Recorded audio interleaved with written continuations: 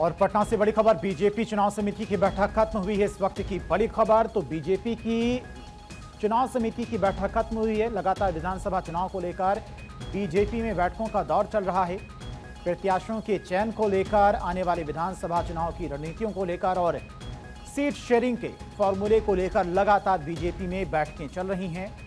पटना में बीजेपी चुनाव समिति की बैठक हुई। बैठक में बिहार चुनाव प्रभारी धर्मेंद्र प्रधान, बिहार के दोनों डिप्टी सीएम और केशव प्रसाद मौर्य भी मौजूद रहे। बैठक में बिहार विधानसभा चुनाव और उनके प्रत्याशियों के चयन को लेकर चर्चा की गई है। साथ ही जो गठबंधन के साथी हैं उन्हें कितनी सीट दी जानी है उसको लेकर भी चर्चा की गई है। तो करीब 3.5 घंटे तक यह बैठक चली है।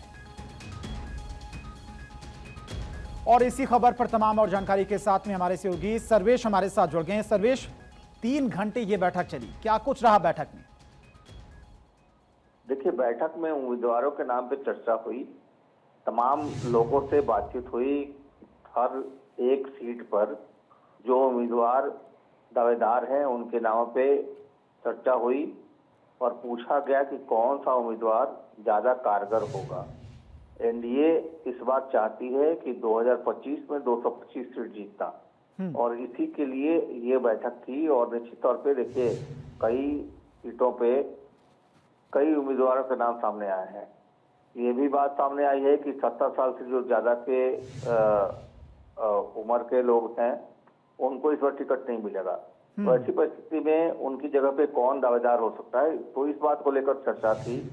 इसके अलावा बीजेपी कितनी सीटों पे, कौन सी सीट ऐसी है जो सहयोगी दलों के पास है या सहयोगी दल उस पे हार चुके हैं, तो वहां पे अपनी अगर अपना कोई कैंडिडेट है तो उसकी दावेदारी अगर प्रबल है तो वो कौन सी सीट है। तो खास तौर पे इन तमाम चीजों पर चर्चा हुई है और कल भी बैठक होनी है।